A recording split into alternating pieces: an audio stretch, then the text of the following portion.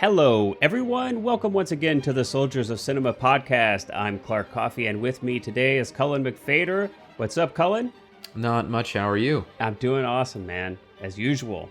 I mean, well, mostly. Yeah. I think I usually am doing pretty awesome. I mean, Hey, like summer's anybody coming else. around. It's like anybody else. I got my ups and downs, but hey, whenever I'm doing this podcast, I'm like usually in a pretty good mood. So It's a nice break from the bleak, mundane, bleak, existential mundane. life. Hey, are you pulling like a Herzog now? Well, yeah, we've got connecting to our roots. We've got to keep to our roots. Yeah, exactly. Yeah. It's like, so we hope then that here in our episode number 37, where we're going to be discussing Bong Joon-ho's 2003 film, Memories of Murder, which was selected by Cullen, we hope that we can provide for you a little bit of a break from the mundane and the existentially, just the suffering that we experience in our life. Hopefully this will be a little ray of sunlight. I hope so. Yeah, exactly. Oh my! That's our goal. That's our goal. So, dude, let's just jump right in.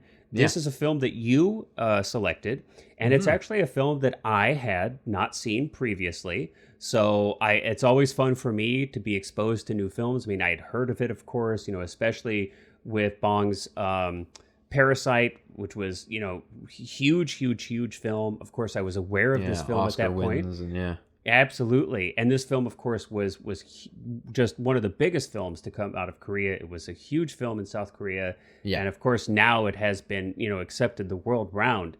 But I hadn't seen it yet.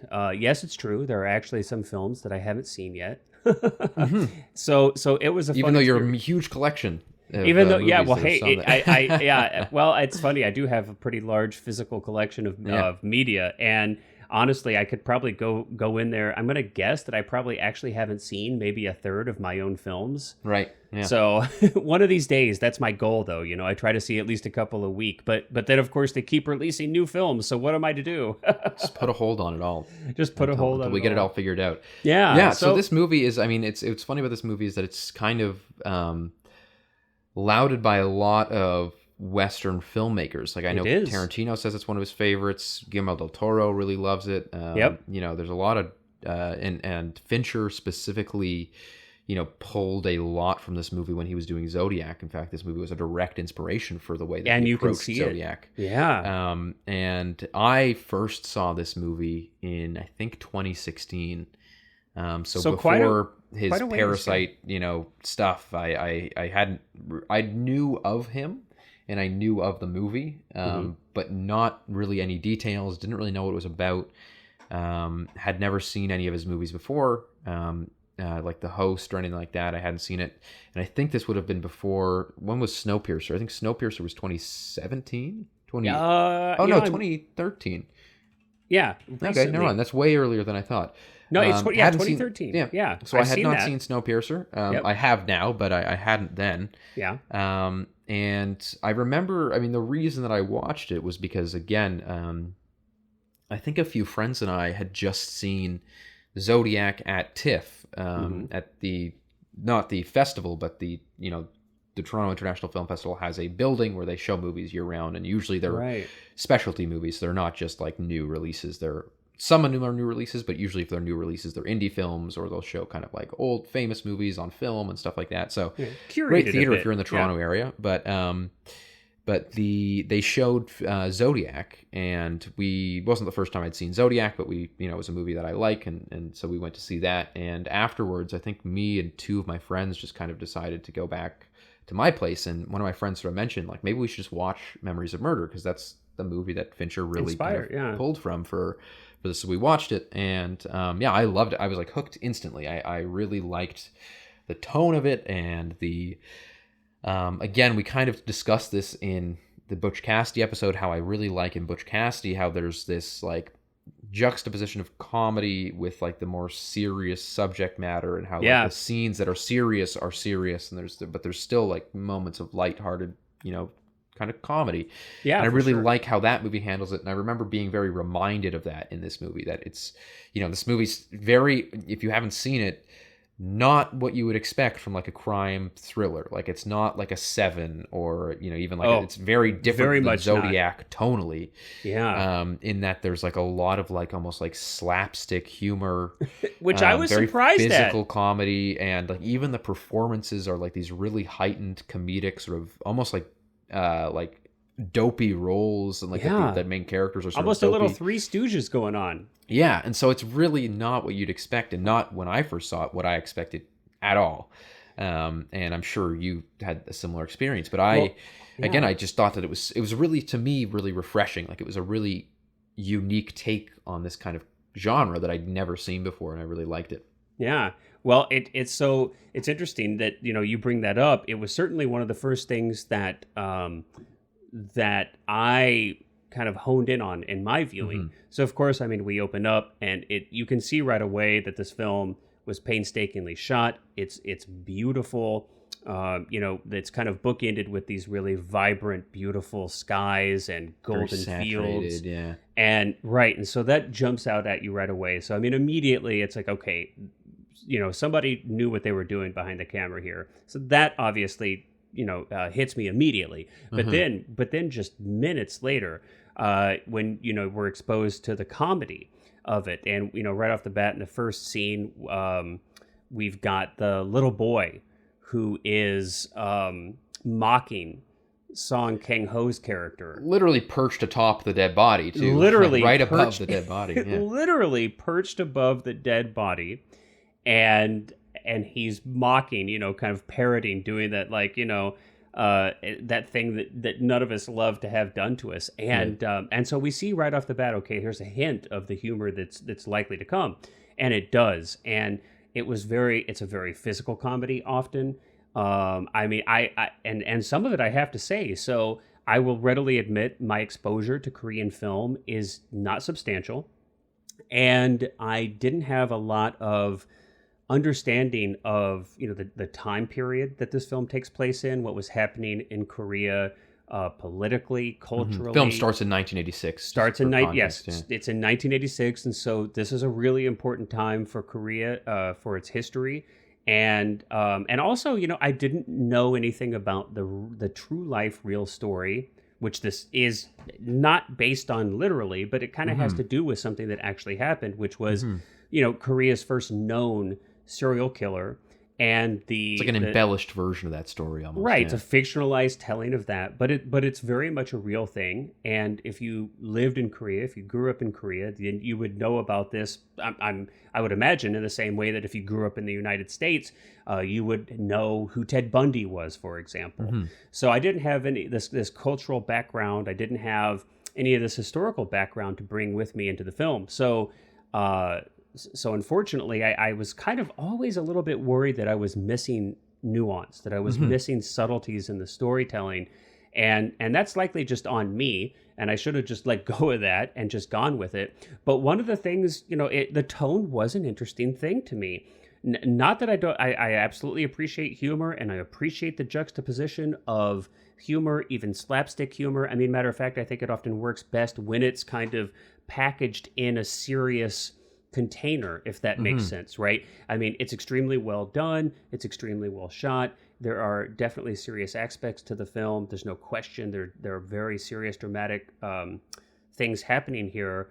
But I was kind of questioning in myself. I was like, okay, am I missing something culturally? Is this what the director wanted me to experience? So there was it's interesting because it's not necessarily comic relief. Like it's not like there's like a character that's like it's like interwoven through the whole movie. And one of the reasons that I wanted to bring up the idea that it's like right from the get-go of this kid again being perched atop it's from the beginning, above the dead body, is that it to me, I mean, what it thematically highlights, at least in my interpretation of it, is just the fact that none of the police in the movie were taking any of this seriously until, and you almost get this exact tonal switch when they start to take it seriously. The comedy is really stripped out of the movie. There's almost like no comedy in, I would say, the last third of the movie, because at that point, suddenly there's this like realization of how serious what's going on is. And so That's at least my interpretation of it. And Yeah. of course, it works for some people. It doesn't work for some. And I can totally understand why, like, it wouldn't work for some people at all, because it is very, very different than anything that you would probably see, especially in like an American or even a Western movie. Yeah. Just the way that there's just comedy infused in these really, really dark, like seemingly dark subject matter. But it's played almost for laughs, which is a really interesting choice. Well, and it may have more to do with the director's, kind of with the director's personality, with Joon-ho as a director, as an artist, maybe more than it does culturally. But, and again, I think this is just me kind of being the anxious, neurotic person I am. I'm always kind of like, what am I missing? What am I missing? But no, but it didn't mean that I didn't enjoy the film, not at all. But it was just kind of one of those things where instead of like fully letting go and going along for the ride, I was kind of questioning a little bit. Like, for example, one of the things that really jumped out to me were the drop kicks, so the jump kicks, you know, and and they're hysterical to my mind, but they're played so straight. It's like, I think the first kick occurs in the film where we've got the introduction of this new officer that's come in from Seoul to help this local department solve things, and he's following a woman. Now, we don't know who he is yet, and the detective that we're familiar with doesn't know, so I think there's like a misunderstanding. The woman thinks that she's about to be victimized when she's not. And so we've got this other police officer drive by, stop, assess the situation. He thinks that this woman is in peril, so he like runs out of the car and just like jumps into this ditch with like this full on like two-leg jump drop kick, and actually like it was a real thing in the movie. That was a stunt that they did for the movie. And again, it's like, and I'm sitting there, I'm like, okay, well, this is funny to me, but I don't know that it's supposed to be funny. But whatever. I mean, and there's like a bunch. Matter of fact, I think if you go on YouTube and you Google like memories of murder drop kicks, there's that's what's funny is that it happens then, and then it just keeps happening. It just keeps going, and it's like I remember watching it with my friends, and we thought it was hysterical because it's just such a bizarre thing, but it's like this weird, almost like a motif throughout the movie of these running jump totally kicks. And again, for me, it's just I'm like, well, wait a minute, is this kind of a cultural thing? Is this how many films how action is portrayed in Korean films? Because you wouldn't have that, of course, in a Western film. You imagine a Western police procedural or like serial murder detective film. You'd never have a character like just run into a room and drop kick somebody, and again, to me, it's really interesting way of show. Like, again, my interpretation of even specifically the jump kicks is because later on in the film, of course, one of the characters which is kind of the turn of where it gets less comedic, is one of the character who does the most jump kicks loses his leg to tetanus because he gets like in a fight and very a nail goes into his. And so to me, that's almost just like this. There's this make-believe play element with the whole, again, first 2/3 of the movie where the cops aren't taking anything really seriously. They're kind of just like way out of playing detective, and they're just like, hey, we're going to bring in these guys, and we know that they're not the perpetrators of the crimes, but we're going to book them for it anyway. Well, so they're just really like, they're almost like playing pretend police.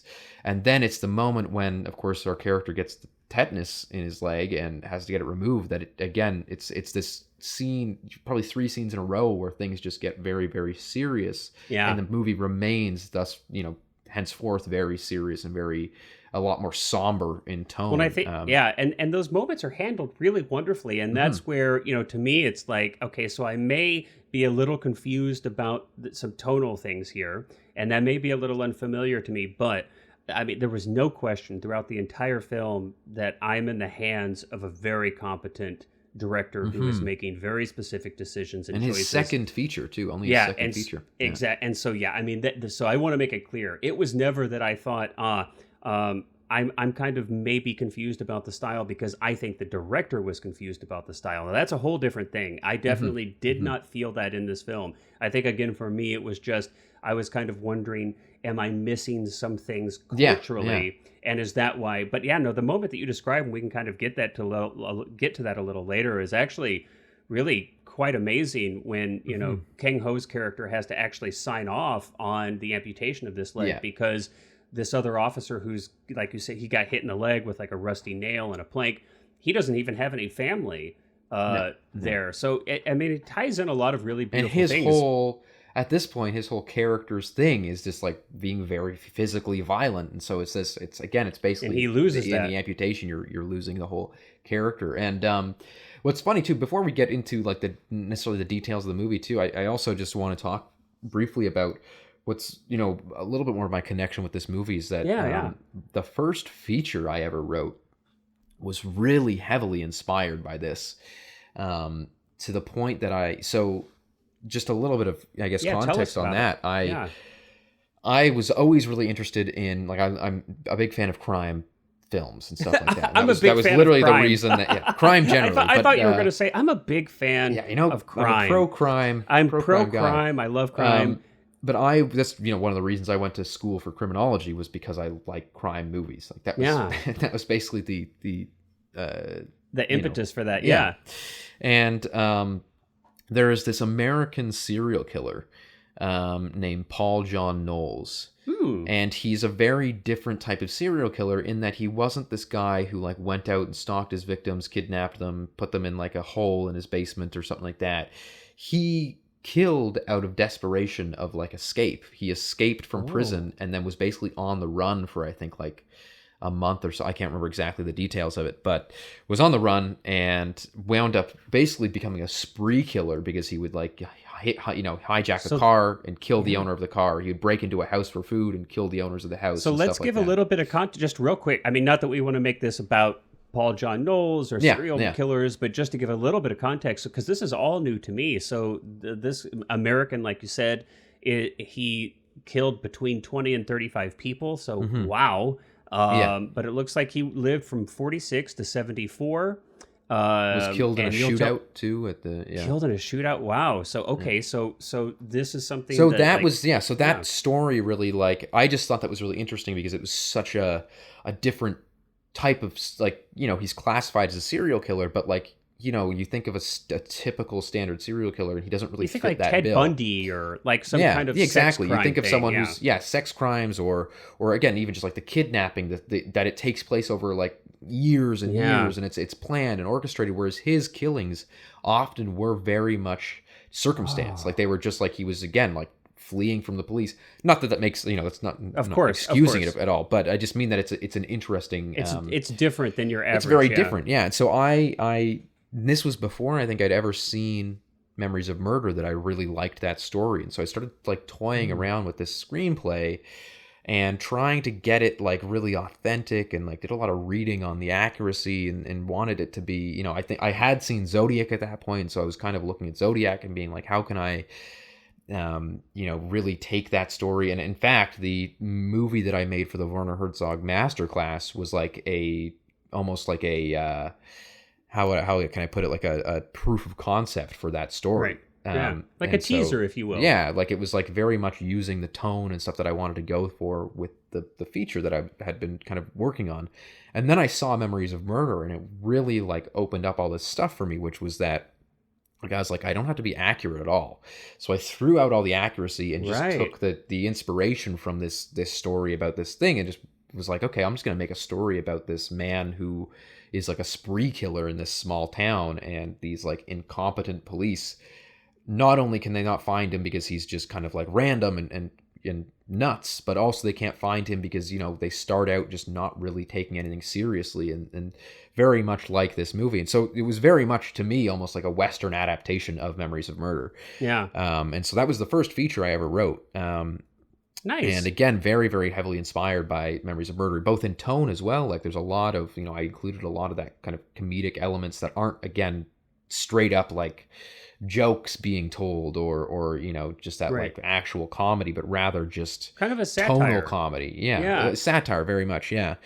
So that's kind of another connection that I have with this movie that I think is really interesting, that it kind of inspired the first feature I wrote. Wow. So yeah, I mean, so this film means a lot to you. I mean, if it's inspired your first feature, that's big. I would call that a big Now, not deal. the feature that I'm making right now, because the feature that I wrote would have, you know, Yeah. costed a lot more money, but Well, yeah, it was the first one that maybe I'd ever written. maybe And you'll be finished. able to produce that one here Let's at some hope. point, though. Yeah. Well, let's talk. I mean, let's Yeah. talk a little bit more about that. Let's talk about some of the themes. Yes, You know, yeah. and kind of the satirical nature. Some of the themes that we saw, at least in the film. I mean, one of the Yeah. things, first and foremost, I mean, it seems so prominent in the film, are the way that the police are shown here. And you've got a combination of total incompetence to the point where, I mean, like you said, it's like ridiculous. I mean, it's laughable. These police are so There's no inadequate. like moments of like, you know, investigating a crime scene and like finding a clue. It's all Not where just anything goes they're well. just like, I know who this is, and they pull him into an interrogation room and just beat him and till he then just confesses. Yeah. and it's so clear. I mean, it's almost always very clear to the audience that, you know, the person that they're interrogating and beating, so not only are they incompetent, but they're brutal and operating above the law and illegally. I would hope, and I think that's part of what this film is kind of trying to speak to and show. And I think in the 80s, I mean, police brutality is a problem probably everywhere there are police to some degree around the world. But I think especially at this time period in Korea, it was especially an issue. So I think that's part of what the film is trying to show. But yeah, And I think a big reason for that too is the fact that at the time of this film's making, and actually when I had first seen it, pre 2019, the killer had never been caught. Yeah. And so I think a lot of that was this kind of cultural outrage at the real incompetence of the police there for not catching this guy who'd killed 10 people over the course of, you know, I think it was like 7 years that the murders took place. And so there's this real outrage, I think, with society of just this inability to catch this guy. And that I think that a lot of that is fueling a lot of the satirizations of the police in this. And of course, as I said, in 2019, the killer actually confessed. He was already in prison for murdering his wife, and wound up confessing to the rest of these murders. So that was what was very interesting, again, was that I had first seen it and never knew. Well, in the ending, that has a that. big deal. That has and we can, when we get to it, we can kind of talk about it. But yeah, I mean, that has the fact that the killer had not yet been found. Is very, very integral to the way this film ends. Which is a pretty amazing ending, frankly. And again, another very favorites. similar thing to Zodiac as well. In the way that this film ends and that film ends, kind of with like a question rather than. But we'll get into like you said, we'll get into the ending. So later. So definitely the police incompetence, brutality, and each kind of officer has, and I think we talked a little bit about this, has their own kind of, you know, total incompetence when it comes to police work, or, you know, kind of their one trait. Like we've got one detective who thinks that he can just tell if somebody is a criminal by looking at their face. And of course the film shows us instantly how he can't. I mean, it's like one of the first things we see in the film. So it's like, okay, this guy's so convinced that he's got these shaman eyes and he can just look at somebody. You know, we've got another detective, like we talked about, who just uses physical violence. He's got this this like slip cover that he puts over his boots so that he can stomp somebody. So he can stomp people, but not show any, like, you know, outward not leave physical, scratches. Not leave scratches, right? I mean, your spleen may be squashed, but, you know, you won't have a scratch on you. And then we've got another officer who comes in from the city who's like by the book, you know, and he's just convinced that if you just follow the rules, if you follow the line by line item, you know, procedure to a T, that's going to get you where you need to be. And of course, the film ends with, you know, this character, you know, that's not the case. That, you know, and you talk a little bit about, we could talk about limits of technology in the 80s and how that's a little bit of part of the story too. Yeah, and this kind of almost country versus city life, even again goes back to we think of like Korea now, and it's very much a, you know, industrialized, but it wasn't then on par with any other you know, industrialized nation. Whereas but back then it was very much still kind of coming out of this you know, tough economy, you know, really cracked down on the, you know, government sides, and again they had to, like, there's a whole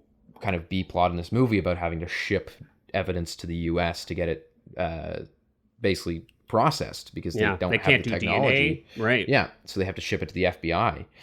So yeah, there's a lot of almost like motif of that, of like just like the or even just the not only the technological incompetence, but just the incompetence of like how slow it all is. Where they'll, there's another element of the movie where they're trying to get postcards from a radio station, and that there's just like what's really again interesting about this movie to me is that there's just like every single person in it is incompetent, with the exception of like very few characters, and that those few characters who aren't incompetent, one of them being the police woman, who actually has the idea of tracking down this postcard, which leads them to kind of their prime suspect. She's ignored, so it's like the incompetence further takes that person and just puts them in the background. Right. But you have this idea that they'll call the radio station, try to get these postcards, because the person who's submitted the postcards will submit a postcard every time there's a murder, and then but the people at the radio station threw out the postcards and don't remember. Well, it's interesting to me too. I really like the way this film handles this. That we see a lot of the ways that these police officers and the department in general and authority, it's kind of, they all represent authority, are ineffectual, either because they're lazy, or they're just full on incompetent, or they're they're full of ego and think that they are great when they're not. But they also do something that's a little more subtle, but it just permeates the whole film, which is that they completely and totally get causal relationships confused. It's like, I mean, it's, they think just because it rained whenever a couple of the victims were killed, that so that must be absolutely vital, and the killer will only kill when it rains, or the victim was wearing red, well, we can only worry about a woman who's wearing red, or this which song, of course we find out all these things aren't true, are false, a certain song was played on the radio, so whoever called up and requested that song, that's got to be the killer. And it's like, they're just these causal relationship errors just over and over and over. I found to be actually pretty amusing. It's such a highlighted feature of the way the story is told in this film. And I don't know if necessary. I think some of these things, or maybe all of them, I'm not sure, you might know a little bit more, were actually mistakes that took place by the authorities in real life on this case. I'm not sure, but certainly effective, and something that I really caught my attention, and I thought was like actually quite keen in the film. Yeah, no, and I think that it's again, whether or not it's true is like it's irrelevant, ultimately of course, irrelevant. To the film. It's very much a great example of how to tell a true story. But actually, to bring it back to Herzog, it's very much an example of truth versus fact. Which is that if there was, I'm sure that if this movie were like a factual retelling of the events, it would be much less interesting and probably much less engaging, and that it would also probably have much less impact in showing what the actual truth is, the emotional truth, or the aesthetic truth. The aesthetics truth. And so I think that's I think that Bong Joon-ho is really brilliant at bringing what matters forward. And it's like, so maybe the police didn't really go to the radio and think that this was a thing, but it is a really, really excellent example of this like chasing down a dead end to the point that it, you almost wind up killing somebody over it. And I think that that's such a really great sign of his direction. And other things about his direction too that I think are just kind of remarkable are the way that he will block and set up a scene. Oh, wow. And just let a scene play out. And I think the important distinction between Bong Joon-ho and a lot of other directors who kind of do similar things is that Bong Joon-ho is not a director who will tell his actors to improvise. This isn't a guy that's, again, like fly on the wall where he'll just set up a camera and be like, okay, play out the scene and do things. No, he is very specific in the way that he says, like if you watch the making of this film, he will literally act out the scene himself with the actors and do the lines and then sort of say, try it like that. Oh, wow. Which is really interesting. And then it's not. I want to pause on that for a second. Yeah. Not to take us like too far down, little, but okay. So unfortunately, so everybody out there, I just realized today, right before we started recording, that although I've had the Criterion Collection of this film for a while now, I did not realize that there were 2 discs. So I unfortunately have not yet seen this making of documentary that Cullen's referring to. I'll watch it after the podcast here, but I haven't seen it. But this is interesting. So this is news to me. So you're saying that in effect, that Bong will actually give line readings. That's what we would call it and here not in the necessarily States. in a way of like if you've seen Hail Caesar, when it's like the wood that it were so simple kind of thing. Like, not like that. Like, it's not like he's like scene. but rather what he'll do is, because he's got such a specific and articulate and accurate way that he wants the scene to be played out.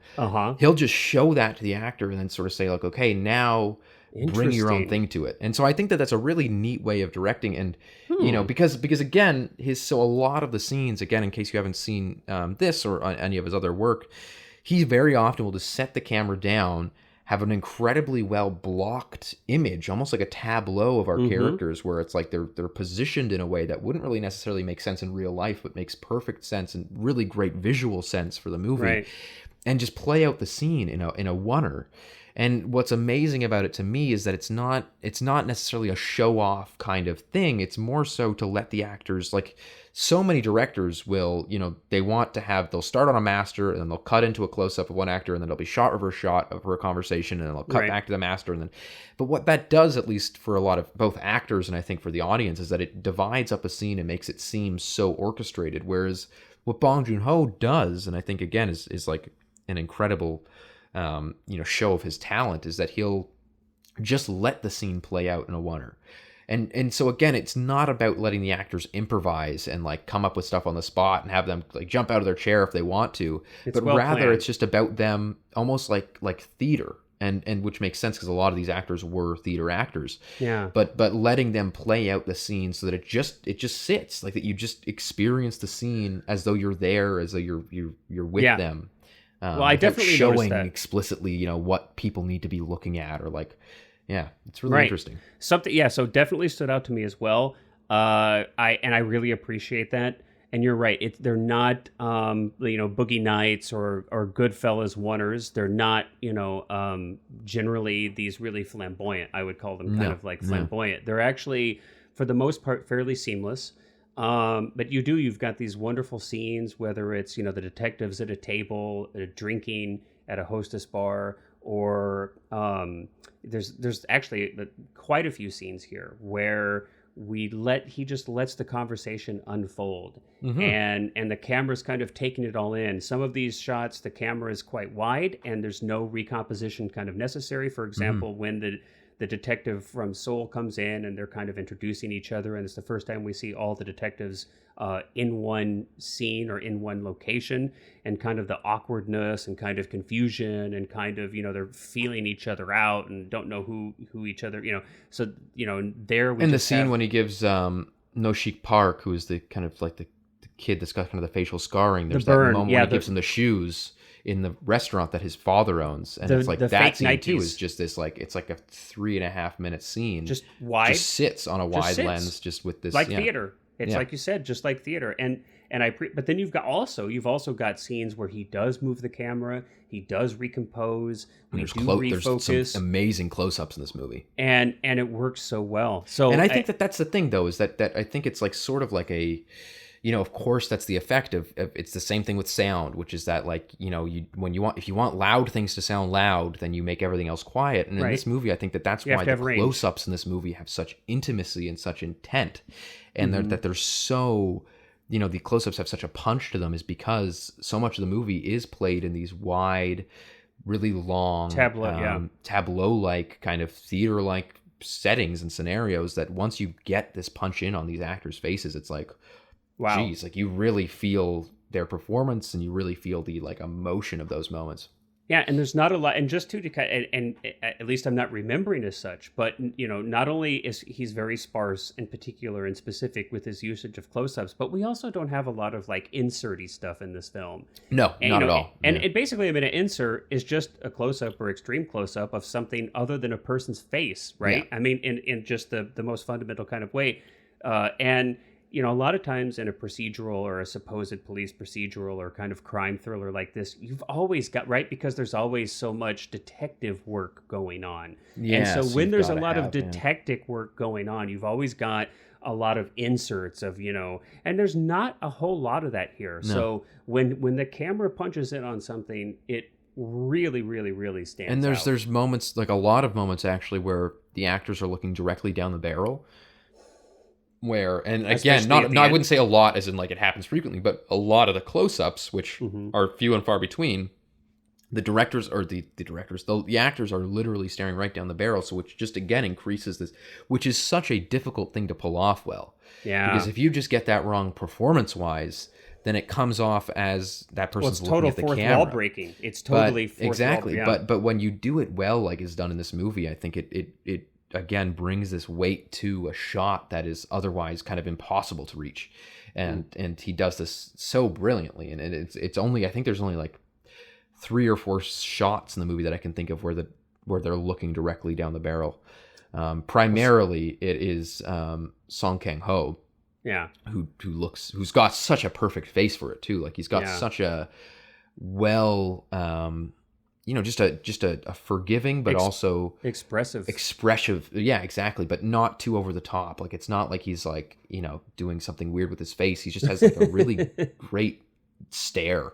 Yeah. Yeah. And so, yeah, I think that again, to come out of this movie being his second movie is always kind of remarkable to me. That And he was young, didn't you? I think. yeah, I think his early 30s. 30s. I think he was born in 1969, and this would have been made in like 2002, 2003. So It's- 30, 33ish. So. I always feel there's a part of me that, of course, I'm impressed and yay, good for you. And of course, the world is a better place for having wonderful filmmakers in it. So absolutely, I'm full of joy. I wish every film were wonderful and every filmmaker were fantastic. But oh my gosh, there's this little part of me though where it's like, wow, to be that good at that young of an age. I'm jealous. We can dream.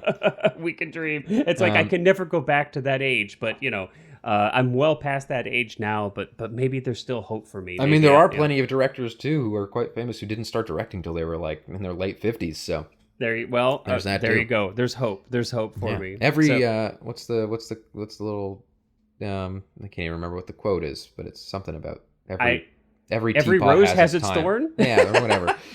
Yeah, we'll make what does something that up. have to do with this? I didn't know that you were a Poison fan.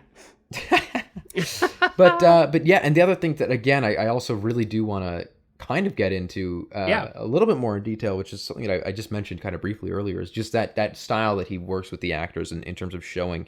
And I do really, for people who like maybe listen to this podcast who aren't directors or who haven't worked on films or aren't actors or something like that, it's usually kind of a taboo to show an actor specifically. Well, that's what I was going to say. Yeah. And it's like, it's kind of one of those things that like, especially actors don't like it. But I think the way that he approaches it, and again, it's difficult to describe because he's got such like a subtle way of doing it. But all the actors in this film, when they're interviewed about it, really appreciate it because they kind of put it in this way that's like, he's not showing us in a way that's like, I want this and don't deviate from it. He's showing it in a way that's like, this is my vision. This is what I thought of when I was writing it. And so like, that's just what I thought of. And so let's do it and let's see how you do it. And it's like this really interesting style of like remaining open, but also being really, really clear in what you want. Because I think it's really important. Like when I, personally write something, I've got my blocking in mind from the moment that I'm writing out a screenplay. I've got my blocking, I've got the focal length of the lens, I've got how I want it lit, all in my head. And so I'm very particular like that.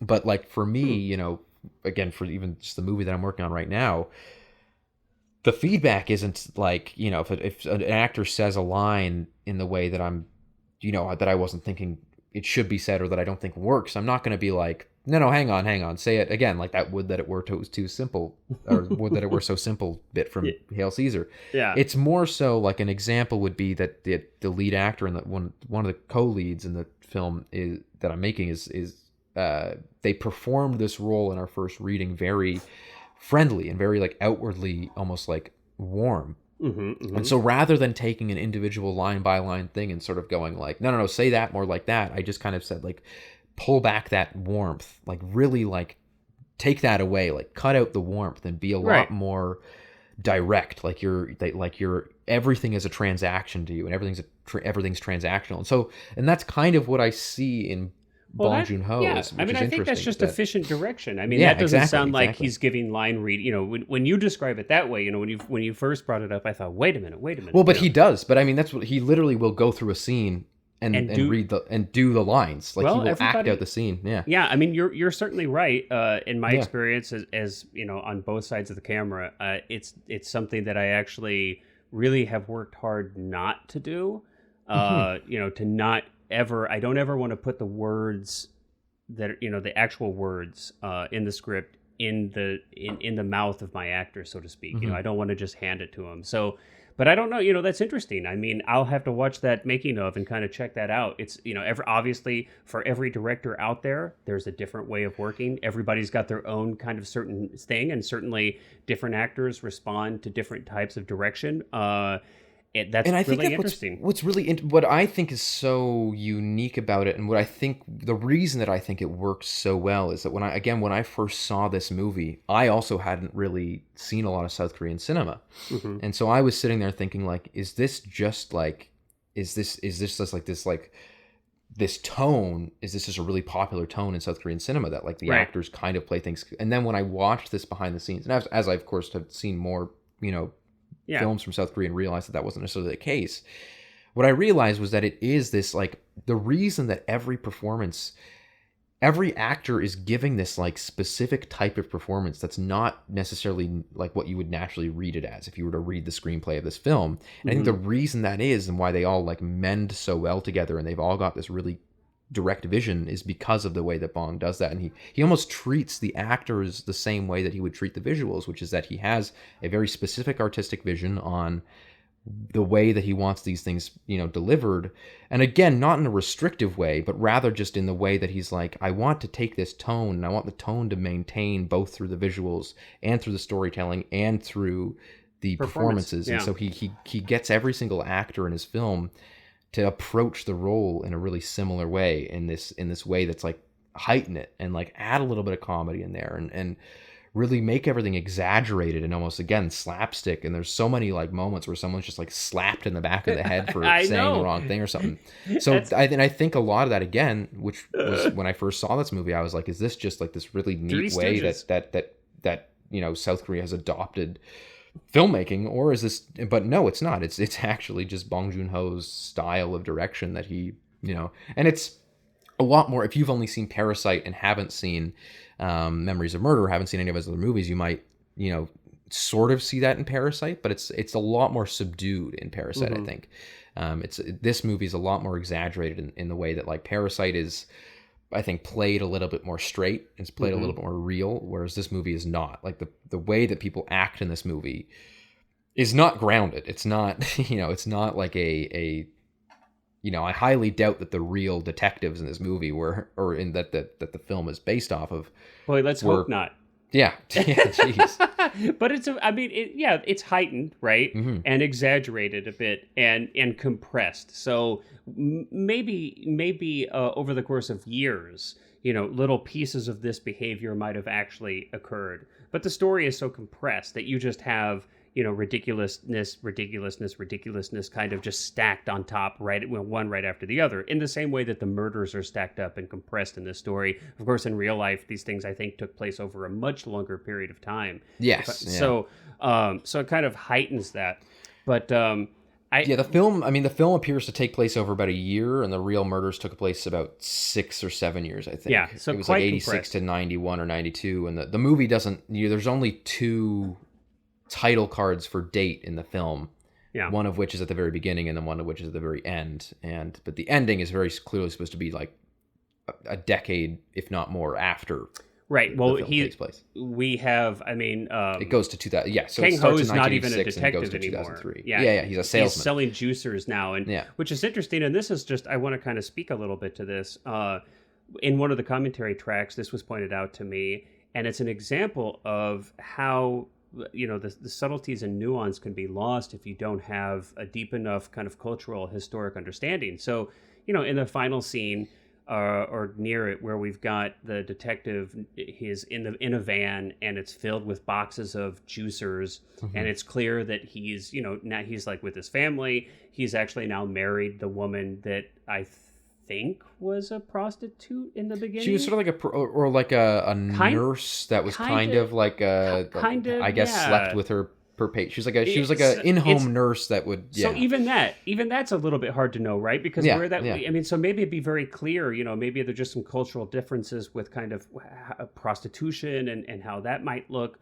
But at the end of the film, it's clear that he's a salesperson, and you're like, oh, okay, well, he's just no longer a detective; he's a salesman. Okay, great. But the huge difference here is that in that country, so much had changed economically that there was even a market for juicers. That was even a thing. It's such a stark contrast from going from like this like farming, everyone sort of looks poor and kind of miserable, and everything again is desaturated bleach bypass. To which we'll get into when we get into cinematography in a moment, but that then it goes to exactly. It really does a good job, that ending, which is only like 10 minutes of showing the change in the country, and but at the same time that it like nothing's really changed, because of course I genuinely think the final scene in this movie is one of the best endings to a movie ever. It's wonderful. It really is. For context, again, we of course aren't really careful with spoilers in this movie, because hopefully either people have seen them or don't care about spoilers, but just for context, the movie ends 10 years or more, probably more like 15 years after the events of the film take place in 2003, so it's set contemporarily when the movie was made, and the main detective who we've kind of followed through the movie is now he's like a traveling salesman for these juicers. He's talking on his cell phone. He's got kids who like his kid plays. He's and in the house, the house like a is nice large, house.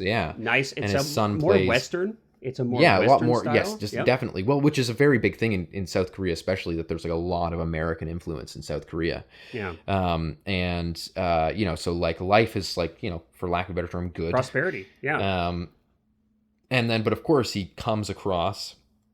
As he's driving, it comes across, and I don't want to go into detail about this because, of course, we're not recounting the film in this podcast. But that's okay. I did that he for comes, the Rumblefish. he comes across the first site of the victim. The site where they found the first body in the where the film starts, and it's just this like brilliant, melancholic. He has this conversation with this little girl who says like, there was a guy here the other day who's implied to be the killer. Yep. It's, implying that he's still just kind of out there walking around. She's like, he was just here the other day, and I talked to him for a bit, and he said that he like had done something here a long time ago. And then the film ends with the main detective just looking directly at the camera with this face of like sorrow.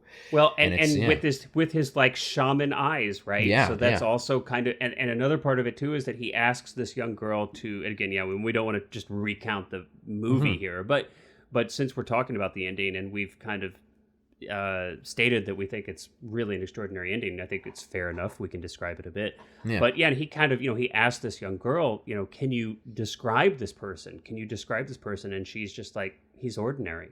He was just ordinary. Nothing stood out. And so in a way, it's almost kind of also a little bit of the killer is all of us, especially when you. Well, and that's actually a theme that goes throughout the whole movie too. Is that that because there's such a lack of caring, not only from the police but seemingly from the public, that the life does not. Again, when you watch something like Zodiac, which is a very accurate retelling of the the case of the Zodiac killer and Dave Toschi and stuff like that, that you've got this whole. Like this cultural mayhem and which is very common in the US and Canada and even Britain and stuff like that, where when there was a serial killer, it was like, especially a prolific serial killer, it's like big news and people lock their doors, and it's like the kids no longer go out.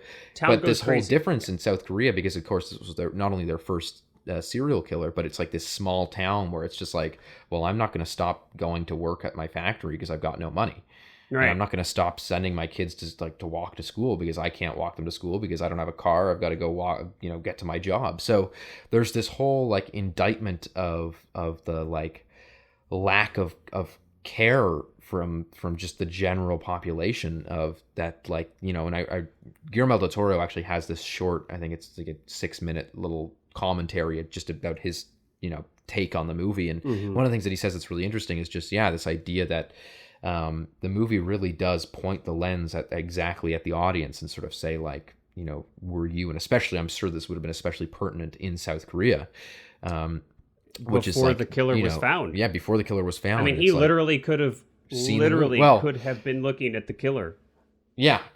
From their point of view, I think he was arrested in '92. But I mean, nobody knew that. But nobody knew that, exactly. Yeah. And so there's this idea that, like it's like, I just, again, it's such a mesmerizing ending to end on this shot of, and I, again, for that first feature I ever wrote, ended it the exact same way. Like, I actually, it's probably the only scene that I like really pulled almost. Hey, why reinvent the wheel, right? Yeah, and it was like, it was this, like where the main character in that movie I wrote winds up at the first sign of the site Good of the first artists crime, and steal. then looks exactly at the Yeah.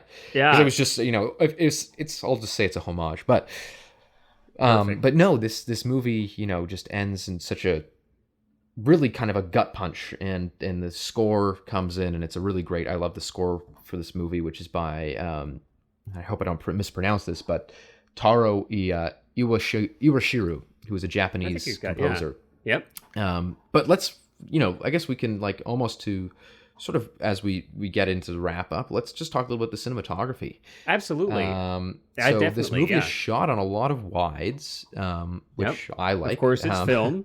It's shot obviously on film. 35 millimeter film. You're right. I think shot on a lot of wides. And so the bookended scenes that take place in that, like, beautiful rice field are very saturated, blue skies, sunny, and the rest of the color. film, bleach bypass, for the this bulk like of the really film. low sach kind of look to it, mostly night or cloudy, rain.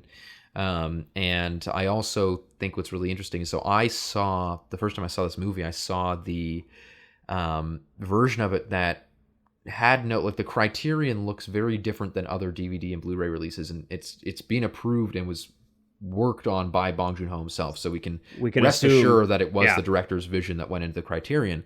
Right. But what I don't actually know is, were the film prints more similar to the old, was it just a lack of availability of, like, good color software? Well, let's describe the difference a little bit. Yeah, in so, just more detail. Yeah, I mean, so the bulk of the film, where we're in the 80s and the investigation's taking place, where all the action takes place, is, and this is the only version I've seen, so I'll kind of describe as it exists in the Criterion Collection. But yeah, you've got, it's bleach bypass, it's very desaturated, very much muted colors. You've got almost an underexposed feel to everything.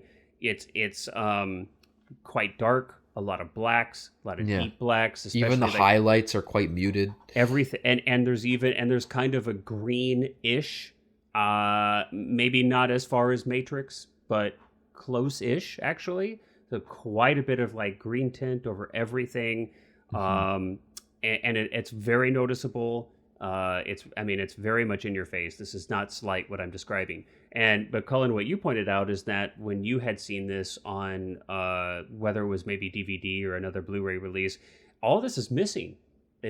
All of this is missing, and I've seen some examples online now that you shared with me, and it's, like, shocking how different the other releases. Yeah. I mean, they must have had no input from the director. I don't know what. Well, I mean, again, because either that, or what's interesting too is that because color grading software and color correction software has come so far and just in the past decade, so there's also the chance that when this film, when it came out, would have been finalized on film. It would have been finalized, just with very basic digital color correction, but primarily it would have been, you just couldn't push things as far, or technology wasn't really capable of doing these, like, really extreme color grades then. And I wonder what the film. So I'm curious to know what the theatrical presentation looked like, because the version that I watched definitely had the bleach bypass, but it's just less, less desaturated. It looks a little bit more, I would say, like Saving Private Ryan, where it's just kind of like, still looks pretty natural, but is just still a lot bit of color toned down. Yeah. And so I wonder if this was one of those cases where it's like they, released the movie back then and it looked like that, and then when they found the availability to do a remaster with modern color correction software, I'll push it further. Yeah, that he was like, this is actually where I wanted it to look and how I wanted it to kind of go, or was it that the prints, the actual film prints, look like the Criterion version, and that those DVD and Blu-ray releases just, boosted the saturation for home releases or something. Yeah. Hard to know. I mean, I'd love to see a print of this movie on actually screened. And so hopefully I'll one day have that opportunity. But no, it's interesting to me that how stark, I sent you the pictures of like the differences, and you were kind of blown away by how it's different. substantial. It's night and day. Yeah. But just to kind of summarize really briefly without getting too technical about it, the version that I had seen before this, I've seen this movie a few times, probably 5 or so times, and over the course of a few years, again, you've got that bleach bypass, you've got that desaturation, but everything's kind of natural. Everything looks very much like, the greens are greens, the blues are blues, right. The skin tones are skin tones, reds are reds. Whereas everything in the Criterion, especially, in the moments that are the darker moments that are kind of the mid sections of the film, much more shifted towards the greens. Like everything is just kind of hued green. The saturation is brought back even further, like beyond just a simple bleach bypass. So it's very, and it's interesting. I saw someone almost compare it to the look of The Matrix. What's interesting about that is that the Matrix look, that green look of The Matrix, was actually not supervised by the cinematographer or the director. If you saw The Matrix in theaters and then you watch The Matrix on 4K now, the HDR 4K, which was actually supervised by the cinematographer, it's not supposed to be so green. It's not supposed to be so green. And so I think it's funny that everyone thinks of that as the Matrix look when initially the Matrix wasn't supposed to be so... Yeah, it's much bluer. Yeah, so it's interesting. I mean, we don't want to make this about the Matrix, but it's all related and kind of interesting. I mean, so I did watch the Matrix in the theater. Of course, I did this when did this come out? Like 90s? 99. 99. Yeah. So I did see it in the theater. I saw it 22 years ago. I couldn't remember for the life of me what it looked like in the theater. But I definitely, I've got these Blu-rays, and I'm sure I've seen it several times since, and everybody just associates green and Matrix. I mean, obviously green does actually play an important role. The green is computers and stuff. Great. Yeah. And it's the color of the code. I mean, if you look up like how to get the Matrix look on YouTube, you'll get a tutorial that just is like shift it in green, basically. But a huge part of that, it sounds like, was actually not the Wachowskis' vision. Yeah, or Bill Pope, the cinematographer. Bill Pope's, yeah. But it was actually... So do you know what happened? I think it was likely just to get... I don't know if you remember, but when Blu-ray started coming out... Yeah, bye-bye. There was a whole bunch of these. They did it to Jurassic Park. They did it to the Matrix, where they were, I think, to make the Blu-ray look so much better, they would push the colors in really weird directions so that when you had the side-by-side, it was like... This is what the movie looks like on Blu-ray, and it's all green and cool and versus the DVD, which was kind of flatter and of course way less resolution. Right. And so I think that was just like a marketing gimmick of early Blu-rays. And because what you notice is, so then you go to the Jurassic Park Blu-ray release, I think from 2012, and it looks like it's graded in this orange and teal modern look, which is really ugly. And it wasn't until I think later on that they released the Jurassic Park Blu-ray without any of the color grade. So I think it was just kind of a marketing gimmick on Blu-ray's behalf, or at least on these studios when they were releasing their movies, kind of re-releasing on Blu-ray, to be like, look at how different this looks. And I think a lot of that also is because I don't think, Blu-ray started coming out around 2005. Right. Not a lot of people had HD TVs then. Right. So I think that to push it beyond, even if you put a Blu-ray on an HD TV or a non-HD TV, it's just going to look the same as a DVD, basically resolution-wise. Right. So I think a lot of this was just kind of trying to get people who were, who still had standard def TVs, to get them a reason to buy Blu-rays. And it was just look at how cool the color looks. The first discs always stink, right? Yeah. So, when DVDs first came out, well, we had that converstion with Butch Cassidy. We had it, right. Transfer on that is really not great. Transfers are horrible, and you've got just the technology. I mean, they didn't even have anamorphic widescreen on the first DVDs. Yeah. You've